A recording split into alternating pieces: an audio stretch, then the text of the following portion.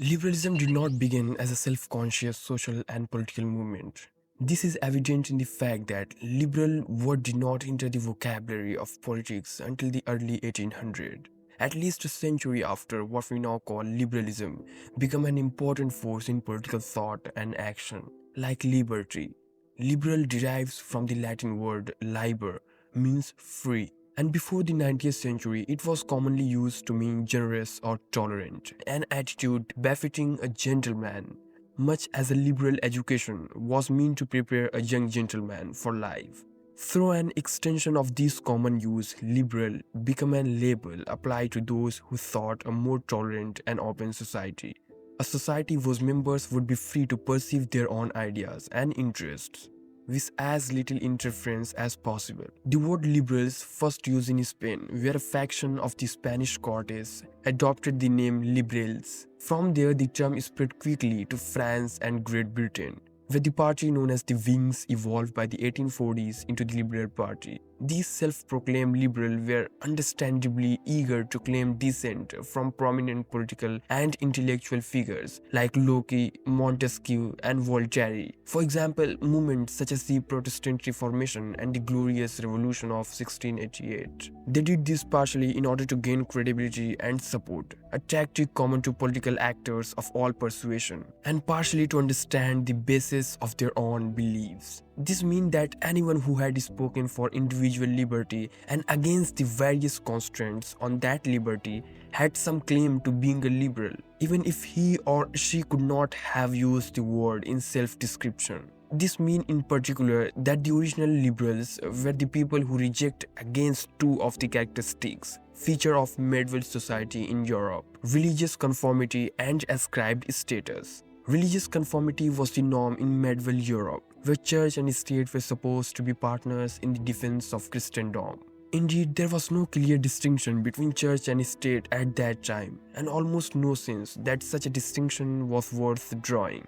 For its part, the Christian church saw its mission as saving souls from the kingdom of God, something that could best be done by teaching and upholding orthodoxy or correct belief. Those who took an orthodox view of Christianity or rejected it altogether thus threatened the church's attempt to do what it saw as the work and will of God. To enforce conformity to its doctrines, the church used not only its own powers, but called on the secular authorities of Christendom to use theirs, whether out of religious conviction or a desire to maintain order in their domains. The secular rulers were usually willing to suppress those the church deemed heretic or infidels. The other features of medieval society against which early liberals reacted was ascribed status, the condition in which a person's social standing is based not on one's achievement, but the status of one's parents. One was born a noble, a free commoner, or a serf, and that, with few exceptions, was all there was to it.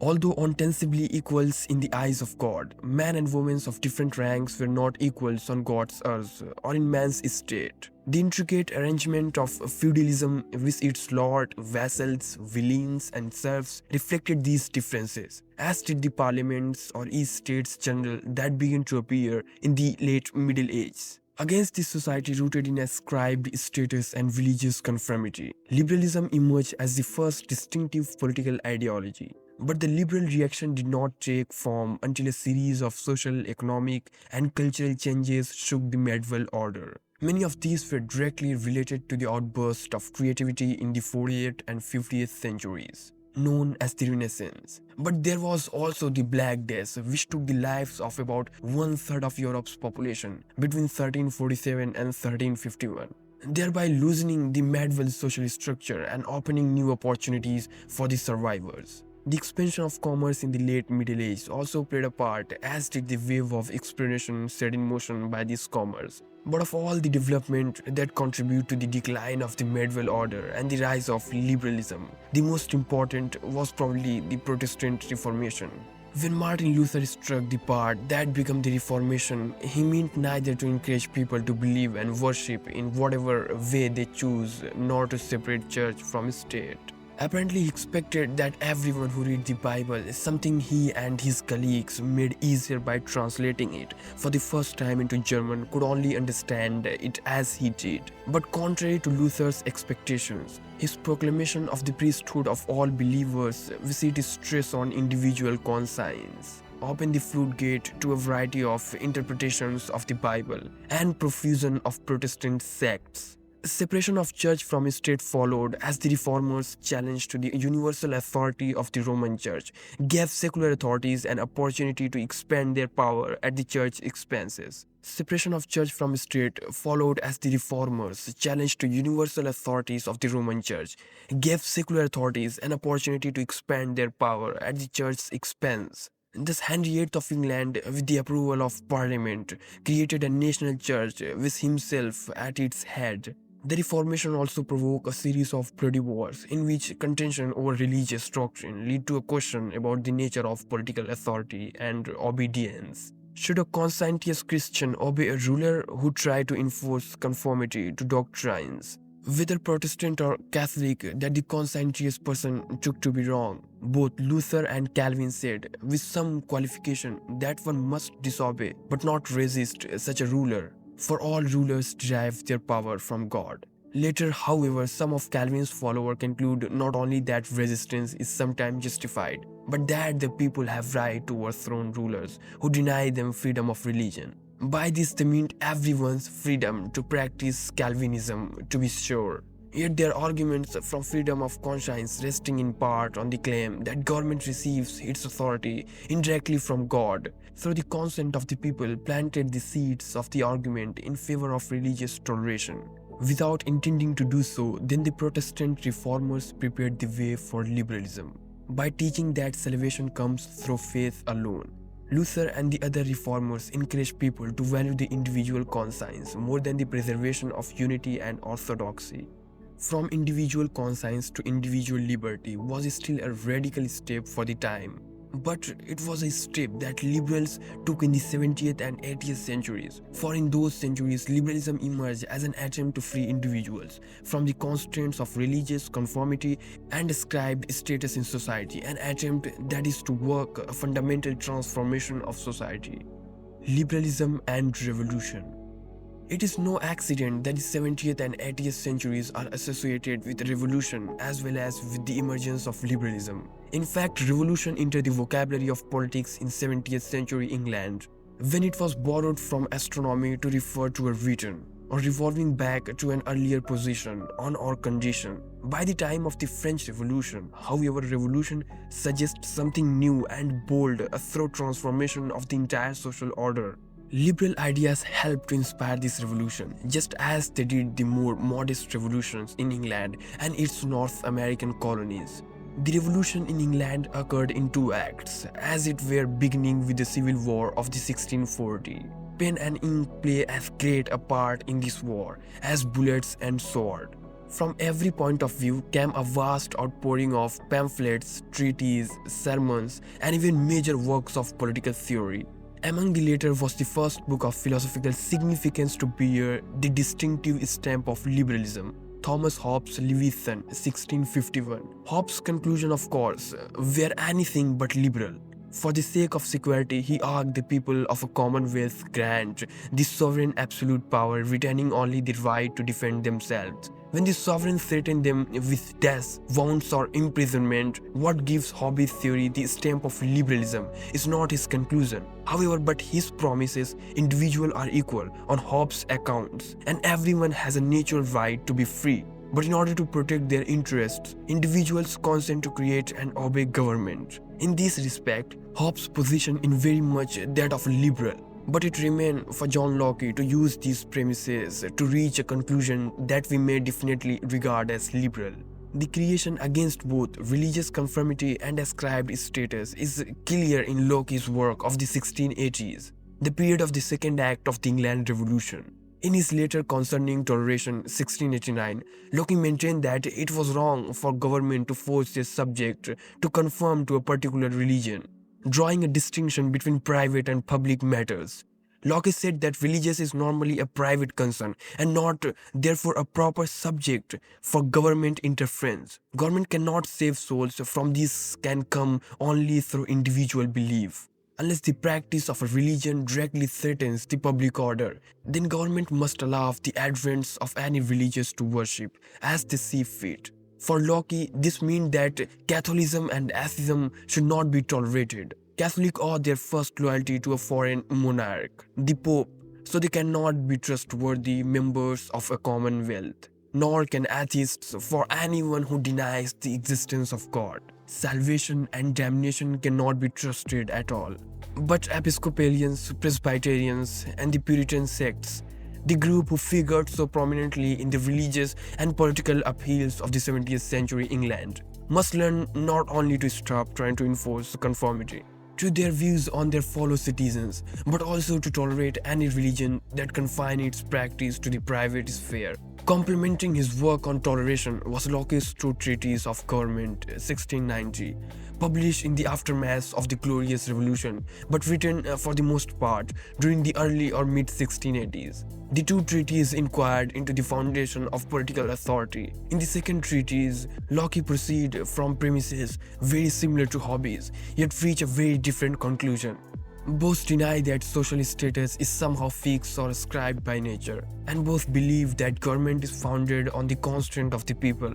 But Locke believed that people can only constant to create and obey a limit or constitutional government. To give anyone absolute power over our lives would be both irrational and contrary to the will of God. Both Hobbes and Locke also believed that people have natural rights. But for Locke, this includes not only merely a right to self-defense, but right to life, liberty, and property. These in turn provide the basis for a right of revolution, a right that would be invoked 46 years after the publication of the two treaties in the Declaration of Independence of the United States. Long considered a prime example of Lockean liberalism, that character and provenance of the Declaration of Independence is now a matter of scholarly dispute. But there's no doubt that the argument of the Declaration, as well as some of its striking phrases, closely resemble Locke's. This, perhaps more than the truth Jefferson declaims, is self-evident that all men are created equal, that they are endowed by their Creator with certain unalienable rights, that among these are life, liberty, and the pursuit of happiness. That to secure these rights, government are instituted among men, driving their just powers from the constant of the governed. That whenever any form of government becomes destructive of these ends, it is right of the people to alter or to abolish it, and to institute new government. Not only the Declaration, but Thomas Paine's Common Sense, 1776, provide comprehensive version of Locke's argument, an argument that Jefferson later said merely represented the common sense of the matter. Two features of this common sense we've deserve particular attention.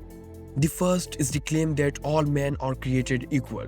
This caused some embarrassment when the declaration was issued. For a number of colonists, patriots as well as Tories pointed out the hypocrisy of proclaiming the equality of all mankind while continuing the practice of slavery. The source of this embarrassment was in fact a general problem in the position of the early liberals. For they spoke a democratic language when they said that all men are naturally free and equal, and that government rests on the consent of the people. Yet they never explained whom they counted as man or the people by making this claim. However, the early liberals at least provided an opening for those who could say, as Mary Wollstonecraft and others soon did, if all men are created equal, why isn't this or that group of man or woman being treated as equals? That's a great point. After the second features of Jefferson's common sense view that deserves special attention in his defense of the rights of liberties of individual against government. This again is typical for the early liberals, who saw government as a continuing threat to individual liberty.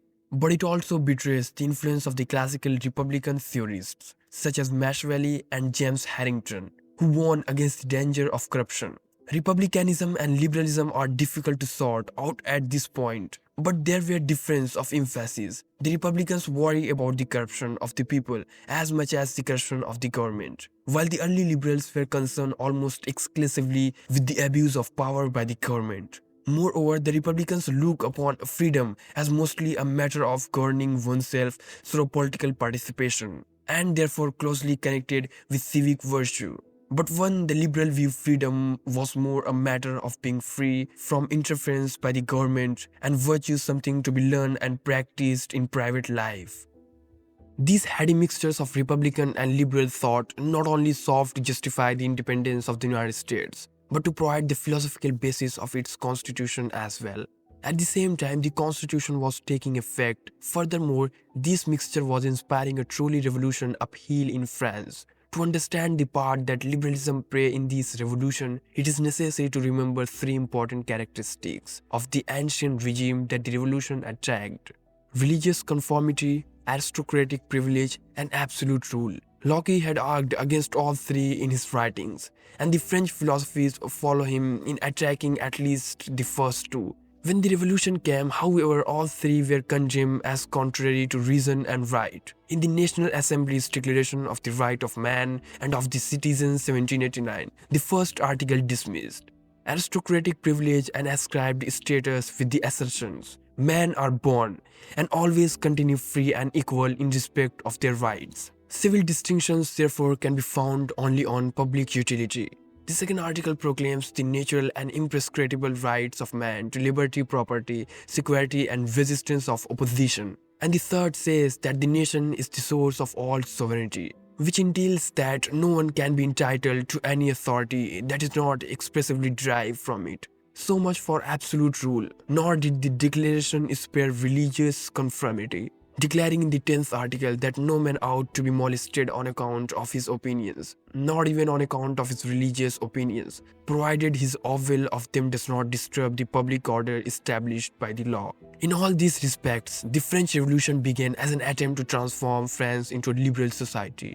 Too many historians, and not only Marxists, this has meant that the revolution was principally an uprising of for it was the bourgeoisie in particular that resented the opportunities denied them by aristocratic privilege. They wanted a society open to tolerance and achievement, where man might prove his worth through competition, including economic competition. Economic opportunity was especially important to the merchants, bankers, lawyers, and professional people who composed the bourgeoisie or middle class in France and elsewhere. For acquiring wealth was particularly the only way they could improve their social position. But in the Middle Ages and the early modern period in Europe, there were numerous restrictions on manufacturing and commerce, such as the traditional Christian ban on usury and a host of national and local regulation concerning working conditions and the productions, distribution, and sale of goods. In the 17th and 18th centuries, there were new restrictions associated with the prevailing economic theory, mercantilism. In their efforts to remove obstacles to individual liberty, many liberals began to argue that economic exchanges are essentially private matters between persons who are pursuing profits. This emphasis on private profit ran against the grain of much of the Christian and Republican traditions, neither of which assigned much value to their privacy or profits. But the 1700s produced some forceful statement and the argument that people ought to be free to pursue their private interests. For instance, and the French Socrates who summarized their views in the phrase laissez-faire, laissez-passer, capitalism found its most thorough and influential defense. However, in Adam Smith's inquiry in the Nature and Causes of the Wealth of Nations 1776, Smith argued for an economic policy that would allow individuals to compete freely in the marketplace. He saw this as the best policy, since it gives everyone an equal opportunity as well as the most efficient and most conducive to the people's interest. For there is nothing like self-interest to lead people to provide the goods and services that others want. As Smith put it, it is not from the benevolence of the butcher, the beaver or the baker that we expect our dinner, but from their regard their own interest. We address ourselves not to their humanity, but to their self-love, and never talk to them of our own necessities, but of their advantage. Throughout the 18th century, the liberalism proved a revolution doctrine, one that was reshaping the religious, political, and economic relations of people in Europe and North America. It continued to play this part in the 19th century, inspiring revolution in South America as well as Europe, and consolidating its strength in England and the United States. And in England in particular, the theoretical development of liberalism took new directions. Liberalism in the 19th century. Perhaps the best way to characterize this new direction is to say that the liberal attitude toward democracy and government changed during the 19th century. Where earlier liberals had spoken the language of equality, that is, liberal thinkers of the 19th century. Where earlier liberals had spoken the language of equality, that is, liberal thinkers of the 19th century England took the further step of calling for expansion of the franchise. And where earlier liberals regarded government as, in Paine's word, a necessary evil, some in the 19th century came to see it as a necessary ally in the struggle to promote individual liberty. In both cases, utilitarianism in general and John Stuart Mill in particular played vital parts. Jeremy Bentham, the original leader of the philosophic radicals or utilitarians, died in 1832, the year of the Reform Bill that extended the vote to England's middle-class males. Bentham had worked for the passage of this bill, but he preferred a more democratic franchise, a vote for all men, and perhaps for all women too. He came to his view slowly, led by his commitment to the principle of utility. Nature has placed mankind under the government of two sovereign masters, pain and pleasure. It is for them alone to determine what we ought to do, as well as what we shall to do anything. Then that helps to avoid pain or achieve pleasure, has utility and helps to make us happy. But the thing that gives utility are scare, and some people's pleasure come at the expense of pains to others, which means that we must have a principle to tell us how to act when a conflict of interest arises. That principle, Bentham said, is the principle of utility. Do whatever will promote the greatest happiness of the greatest number, and it is the business of government to promote the happiness of society. By punishing and rewarding, Bentham drew two general conclusions from this. The first was that in most cases, government could best promote the greatest happiness of the greatest number by leaving people alone. The individual is usually the best judge for his or her own interest. He said, so government should usually let people perceive their interest as they see fit. The second conclusion was that government is not likely to affect the happiness of society if it is open to only a portion of the people. In the pursuit of utility, Bentham declared, everyone is to count equally.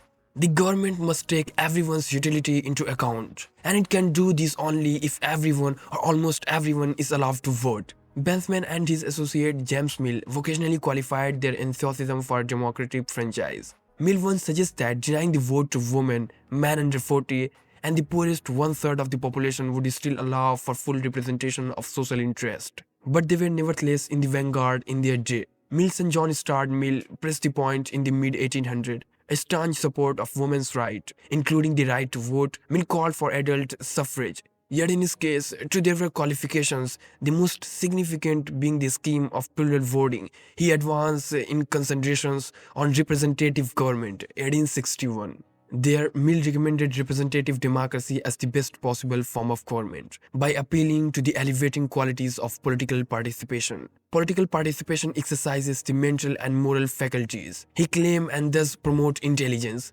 discipline and devotion to the public interest. If societies derive the most benefit from this exercise, it must extend the virgin to political participation to almost all adult citizens. Yet it would be foolish to entrust everyone, the ignorant and unenlightened as well as the informed and public-spirited, with an equal voice in public deliberations. Almost every man and woman should have a vote, but those with higher levels of education and intellectually more demanding occupations should have 2, 3 or more. Mill's ambivalence toward democracy probably derives from his fear of the tyranny of the majority, a fear he expressed to lasting effect in On Liberty 1859. In that much debated essay, Mill expressed his alarm at what he looked to be a new threat to liberty. Now that government is responsible to the people, he said, or at least to those who vote, the majority of voters can use legal coercion to deny liberty to those who do not share their views. More directly, the moral coercion of public opinion can and does stify freedom of thought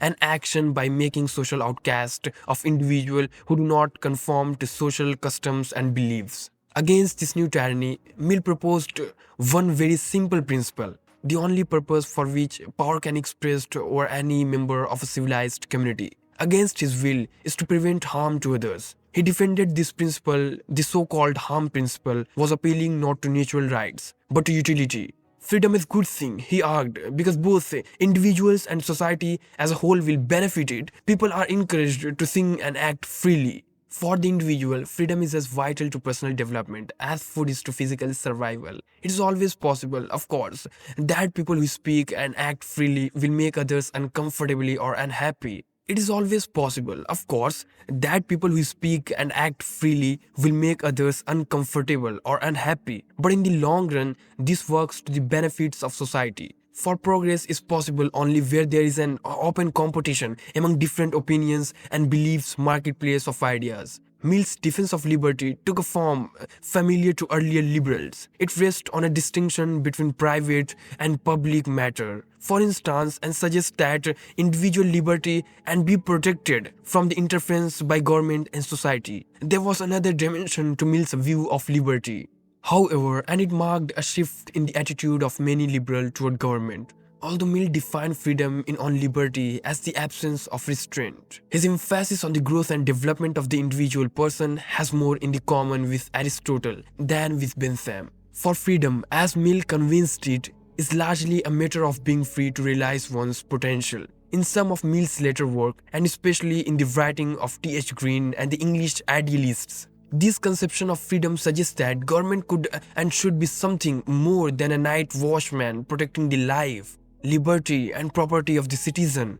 Green couched this argument in terms of the distinction between negative and positive liberty. There is a sense, he said, in which freedom is merely the absence of restraint, but it has a positive dimension, to a sense in which freedom is the positive power or ability to do something. Thus, we may say that a child born into poverty with no real opportunity to escape is not truly free to grow and develop to the full extent of his or her abilities. But if we admit this, anyone who values individual liberty will want to make a step to overcome those circumstances, poverty, ignorance, illness, and prejudice among them that pose such formidable obstacles to positive freedom. And this means that society acting through government should take a step to promote the welfare of its people and do so in the name of individual liberty. In the late 19th and early 20th centuries, a number of scholars and political figures adopted and extended these views, leading to a sharp split between these welfare or reform liberals on the one hand and their neoclassical liberals rival on the other. In the late 1800s, neoclassical liberalism found its most prominent expression in the social Darwinism of such writers as Herbert Spencer and William Graham Sumner. As the franchise expanded to include the working class, however, and the welfare state began to emerge, neoclassical liberalism began to fade. In the industrial world, moreover, the day of the entrepreneur seems to have given way to the days of the corporation, the trust, the syndicate, and the conglomerate. Business was now big business, and many people began to call for government intervention in the marketplace, not to restrict competition, but to keep the large corporations from choking it off. Under the impetus of these developments, welfare liberalism came gradually to be known simply as liberalism. Liberalism today. This is not to say that neoclassical liberalism ever entirely disappeared. For some economists, example Friedrich Hayek and Milton Friedman, and at least one novelist, Ayn Rand, continue to press the case against active government and the welfare state in their writings. In the 1970s and 80s, furthermore, neoclassical liberalism has enjoyed a revival. The emergence of the Libertarian Party is one sign of this revival, as is the admiration for free market policies so evident in the Thatcher and Reagan governments. Yet another is the philosophical respectability won for neoclassical views by Robert Nozick, Anarchy, State and Utopia, 1974. Still, welfare liberalism remains the stronger branch as we enter the last decade of the 20th century. The Libertarian Party has had little success at the polls, and neither Thatcher nor Reagan has dismantled the welfare state. As for philosophical respectability, John Rawls' A Theory of Justice, 1971, has given welfare liberalism a powerful theoretical statement, at least as influential as Nozick's. It is possible, of course, that welfare liberalism is the stronger branch of a weak or dying tree.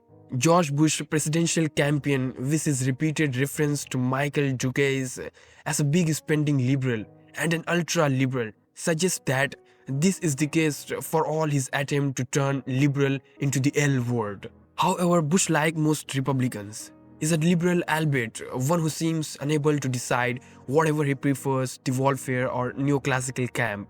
If he appears to be a conservative, it's largely because the established way of life that conservatives want to preserve is itself rooted in liberalism. And if he appears to be pragmatic politicians who is above or beyond ideology, it is because liberalism is so deeply rooted in America throughout as to seem, as Jefferson said, the common sense of the subject. So it is that political debate in the United States is largely an intramural contest between different wings of liberalism, with the welfare liberals dominant. Yet there seems little chance that they will overwhelm or absorb their neoclassical rivals. On the contrary, there is some reason to believe that the difference between the two factions may grow sharper. To this point, the two have agreed one ends a society in which individuals have an equal opportunity to choose and perceive their goals freely, but disagreed on the best means to achieve them, an active government or night watchman state. But if welfare liberalism continues to move in a more egalitarian direction, as Rawls and others suggest it should, this disagreement or means may look more and more like a disagreement or ends.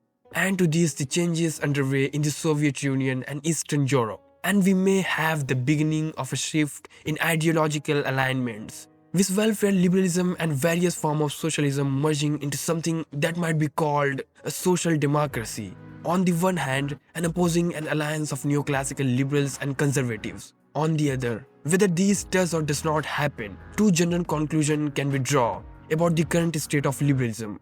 The first is that liberalism is not the revolutionary force it once was, or not in the West, at any rate, for the liberal attack on ascribed status. Religious conformity or political absolutism still strikes at the foundation of society in some parts of the world. This is most evident in Iran and other countries of the Middle East, where liberalism may have provoked a reactionary response for Islamic fundamentalists. In Eastern Europe and Asia, moreover, various protests against communist form of ascribed status and political absolutism claim liberalization as their goal. In the Western world, however, the aim of the early liberals are not deeply interested in public policy and public opinion. In these places, liberalism is no longer a revolutionary ideology, but an ideology defending a revolution already won. A second conclusion is that liberals are now wrestling with two extremely difficult problems. Problems that are difficult partially because they stem for liberals basic commitments to individual liberty and equality of opportunity. The first is how far should individuals be able to go in exercising their freedom. Most liberals, welfare, and neoclassical alike accept something like Mills-Harm principle when it comes time to apply the principles. However, the difficulty of deciding what harms someone becomes clear. Many liberals say that such victimless crimes as prostitution, gambling, and the sale of pornography should not be crimes at all. Others respond that these crimes are not as victimless as they appear. So the argument continues without revolution, despite their desire to separate the area of private freedom from the area of public control. Then liberals have found the boundary between private and public impossible to draw with any precision. The second problem grew out of the liberal commitment to equal opportunity for the neoclassical liberal. This means simply that everyone ought to be free to make his or her way in the world without unfair discrimination. The liberal should then see to it that discrimination on the basis of race, religious, gender, of anything other than talent and ability is illegal.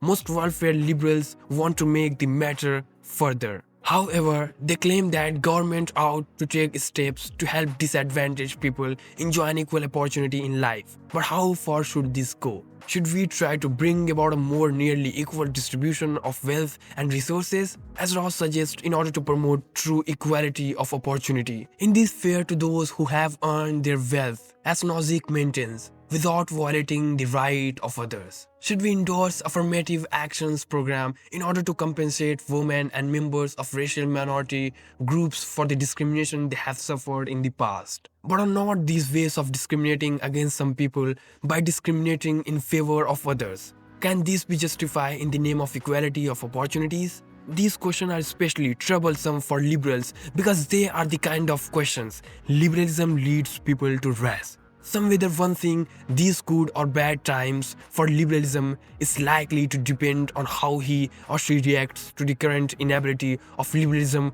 to provide satisfactory answer to these questions. So may seems this as a serious or even fatal weakness, a sign that liberalism is lost or exhausted. At the end of its rope, a more sympathetic response might be to say that liberalism is doing what it has always done, searching for ways to advance the cause of individual liberty and opportunities. Certainly, anyone who shares Mill's belief that flexing our mental and moral muscles is vital to individual growth will find plenty of rooms for exercise and conclude that these may be good times indeed for liberalism.